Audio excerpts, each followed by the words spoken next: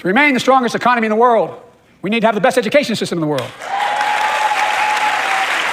And I, like I suspect all of you, want to give every child, a good start by providing access to preschool for 3 and 4 years old. You know, I think I pointed out last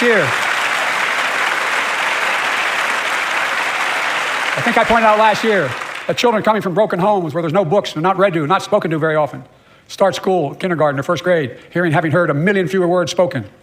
Well, studies show that children who go to preschool are nearly 50% more likely to finish high school, go on to earn a 2 and 4 year degree, no matter what their background is.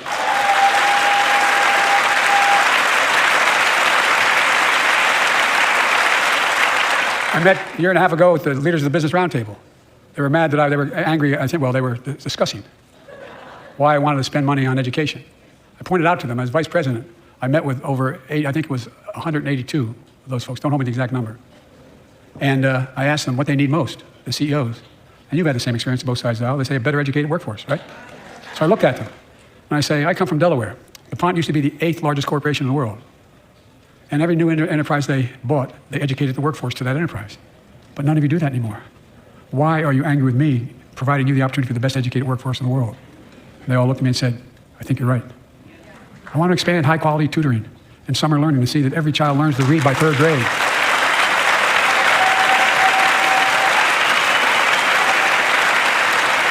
I'm also connecting local businesses and high schools so students get hands-on experience and a path to a good paying job whether or not they go to college. And I want to make sure the college is more affordable.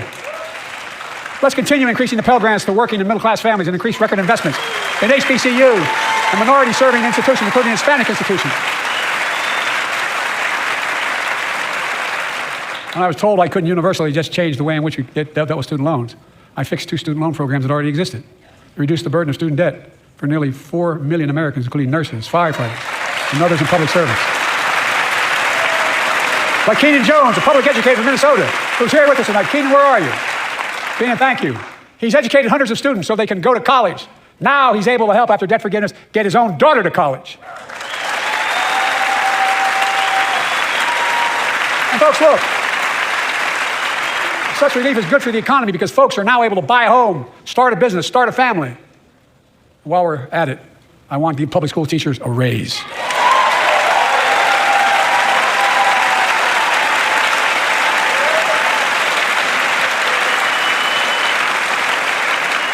And by the way, the first couple of years, we cut the deficit. Now, let me speak to the question of fundamental fairness for all Americans.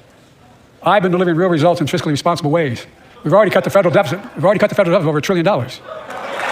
I signed the bipartisan deal to cut another $1 trillion in the next decade. It's my goal to cut the federal deficit another $3 trillion by making big corporations and very wealthy finally beginning to pay their fair share. Look, I'm a capitalist. If you want to make or can make $1 million or millions of bucks, that's great. Just pay your fair share in taxes. A fair tax code is how we invest things to make this country great. Healthcare, education, defense, and so much more. But here's the deal. The last administration enacted a $2 trillion tax cut, overwhelmingly benefit the topping 1%, the very wealthy, the biggest corporations, and exploded the federal deficit. They added more to the national debt than any presidential term in American history. Check the numbers. Folks at home, does anybody really think the tax code is fair? No. Do you really think the wealthy and big corporations need another $2 trillion tax break? No. I sure don't. I'm going to keep fighting like hell to make it fair. Under my plan, nobody earning less than $400,000 a year will pay an additional penny in federal taxes. Nobody, not one penny. And they haven't yet. In fact, the child tax credit I passed during the pandemic cut taxes for millions of working families and cut child poverty in half. Restore that child tax credit. No child should go hungry in this country. The way to make the tax code fair is to make big corporations and very wealthy begin to pay their fair share. Remember in 2020, 55 of the biggest companies in America made $40 billion and paid 0 in federal income tax. 0. Not anymore. Thanks to the law I wrote and we signed, big companies have to pay a minimum of 15%. But that's still less than working people pay in federal taxes. It's time to raise corporate minimum tax to at least 21%. So every big corporation finally begins to pay their fair share. I also want to end tax breaks for big pharma, big oil, private checks, massive executive pay when it's only supposed to be $1 million that could be deducted. They can pay them $20 million if they want, but deduct $1 million. End it now. You know, there are 1,000 billionaires in America. You know what the average federal tax is for those billionaires? No? They're making great sacrifices, 8.2%. That's far less than the vast majority of Americans pay. No billionaire should pay a lower federal tax rate than a teacher, a sanitation worker, or a nurse.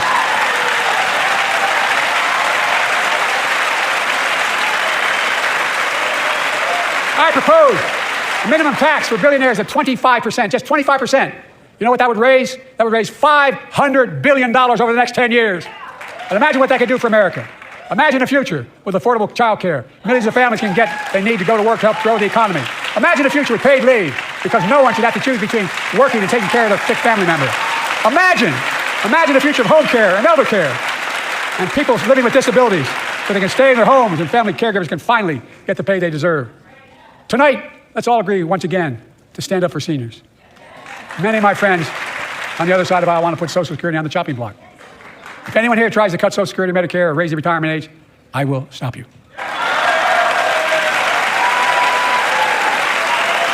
The working people who built this country pay more into Social Security than millionaires and billionaires do. It's not fair. We have two ways to go. Republicans can cut Social Security and give more tax breaks to the wealthy. That's the proposal. Oh no, you guys don't want another $2 trillion tax cut?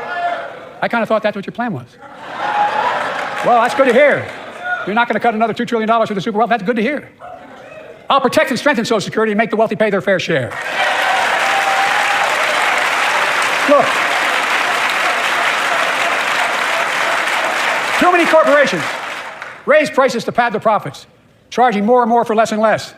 That's why we're cracking down on corporations engaged in price gouging and deceptive pricing, from food to healthcare to housing. In fact, the snack companies think you won't notice if they change the size of the bag and put a hell of a lot fewer, same size bag, put fewer chips in it. No, I'm not joking. It's called shrinkflation. Pass Bobby Casey's bill and stop this. I really mean it.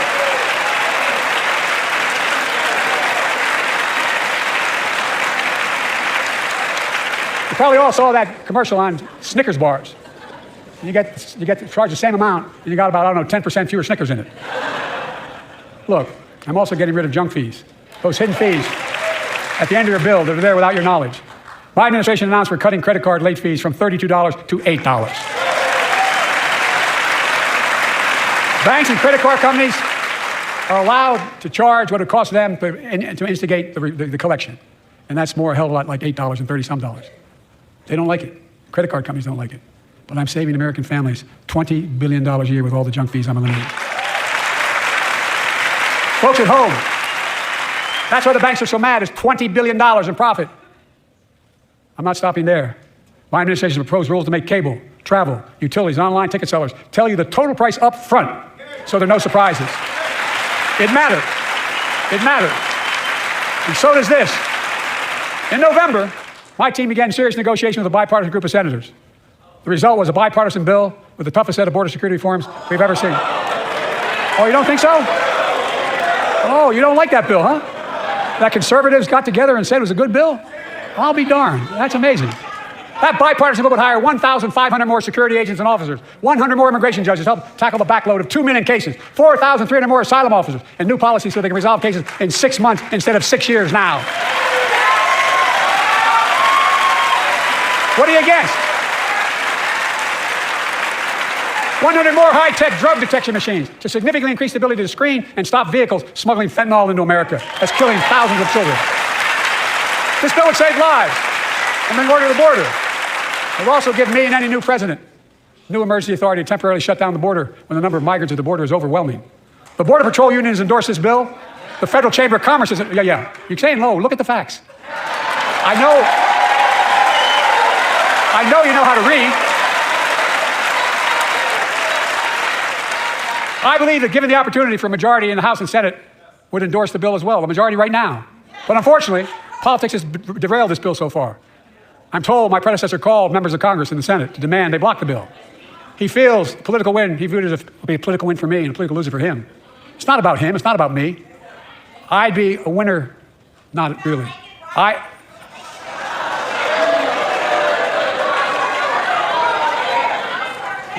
Lincoln Riley, an innocent young woman who was killed by an illegal.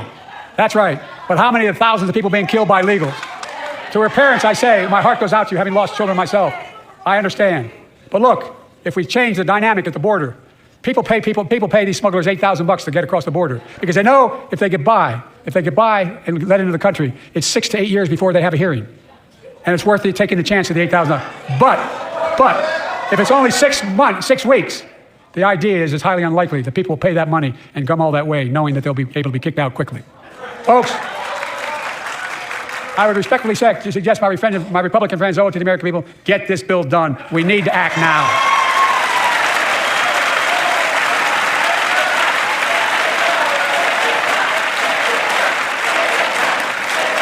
And if my predecessor is watching, instead of paying politics and pressuring members of Congress to block the bill, join me in telling the Congress to pass it. We can do it together. But that's what he apparently here's what he will not do. I will not demonize immigrants saying they are poison in the blood of our country. I will not separate families. I will not ban people because of their faith. Unlike my predecessor on my first day in office, I introduced a comprehensive bill to fix our immigration system. Take a look at it. It has all these and more. Secure the border. Provide a pathway to citizenship for dreamers, and so much more. But unlike my predecessor, I know who we are as Americans. And we're the only nation in the world with a heart and soul that draws from old and new. Home to Native Americans whose ancestors have been here for thousands of years. Home to people from every place on earth. They came freely. Some came in chains. Some came when famine struck, like my ancestral family in Ireland. Some to flee persecution, to chase dreams that are impossible anywhere but here in America. That's America. And we all come from somewhere, but we're all Americans.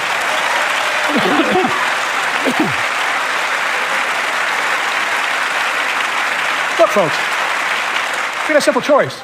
We can fight about fixing the border, or we can fix it. I'm ready to fix it. Send me the border bill now.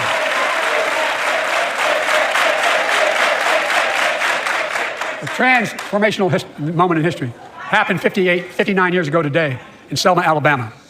Hundreds of foot soldiers for justice marched across the Edmund Pettus Bridge, named after the Grand Dragon of the Ku Klux Klan, to claim their fundamental right to vote. They were beaten, they were bloody, and left for dead. Our late friend and former colleague, John Lewis, was on that march. We miss him.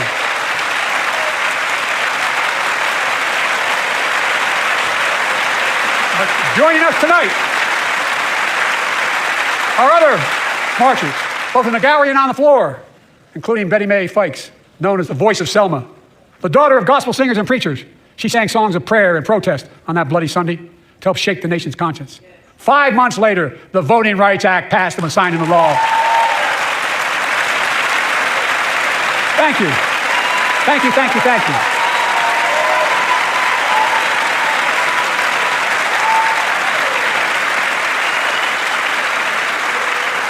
But 59 years later, there are forces taking us back in time. Voter suppression, election subversion, unlimited dark money, extreme gerrymandering. John Lewis was a great friend to many of us here. But if you truly want to honor him and all the heroes who marched with him, then it's time to do more than talk. Pass the Freedom to Vote Act, the John Lewis Voting Rights Act.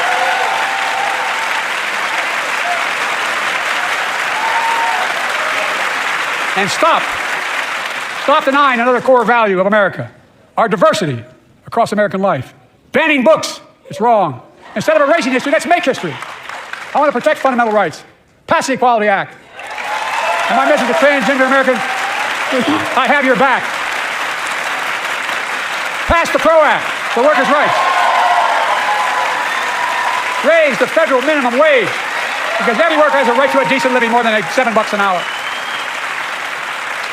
We're also making history by confronting the climate crisis, not denying it. I don't think any of you think there's no longer a climate crisis. At least I hope you don't.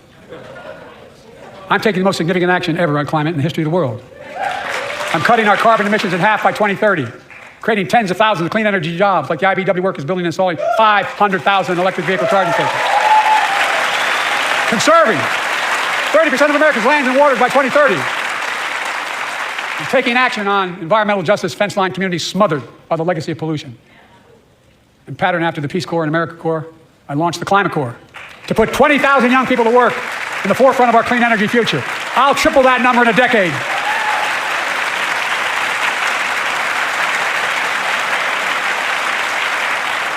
To state the obvious, all Americans deserve the freedom to be safe.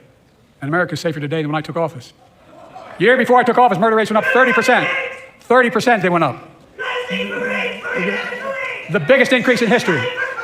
It was then Through my American Rescue Plan, which every American voted against, I might add, we made the largest investment in public safety ever. Last year, the murder rate saw the sharpest decrease in history. Violent crime fell to one of its lowest levels in more than 50 years. But we have more to do. We have to help cities invest in more community police officers, more mental health workers, more community violence intervention. Give communities the tool to crack down on gun crime, retail crime, and carjacking.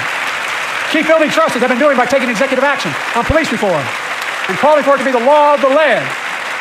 Directing my cabinet to review the federal classification of marijuana and expunging thousands of convictions for the mere possession, because no one should be jailed for simply using or have it on their record. Take on crimes of domestic violence.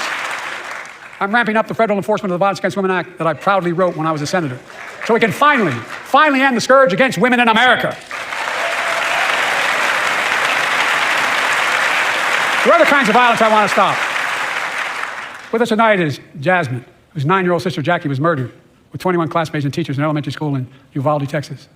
Very soon after that happened, Jill and I went to Uvalde for a couple of days. We spent hours and hours with each of the families. We heard their message, so everyone in this room, in this chamber, could hear the same message. The constant refrain, and I was there for hours meeting with every family. They said, do something. Do something.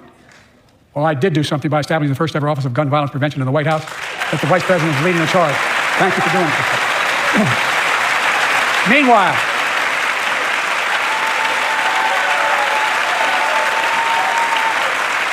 Meanwhile, my predecessor told the NRA he's proud he did nothing on guns when he was president.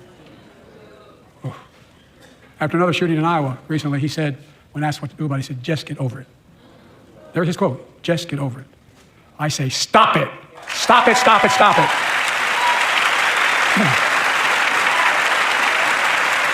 I'm proud we beat the NRA when I signed the most significant gun safety law in nearly 30 years because of this Congress. We now must beat the NRA again. I'm demanding a ban on assault weapons and high-capacity magazines. Pass universal background checks. None of this. I taught the Second Amendment for 12 years. None of this violates the Second Amendment or vilifies responsible gun owners. You know, as we manage challenges at home, we're also managing crises abroad, including in the Middle East. I know the last 5 months have been gut-wrenching for so many people, for the Israeli people, for the Palestinian people, and so many here in America. This crisis began on October 7th with a massacre by a terrorist group called Hamas, as you all know. 1,200 innocent people, women and girls, men and boys, slaughtered after enduring sexual violence. The deadliest day for the Jewish people since the Holocaust, and 250 hostages taken. Here in this chamber tonight are families whose loved ones are still being held by Hamas. I pledge to all the families that we will not rest until we bring every one of your loved ones home. We also we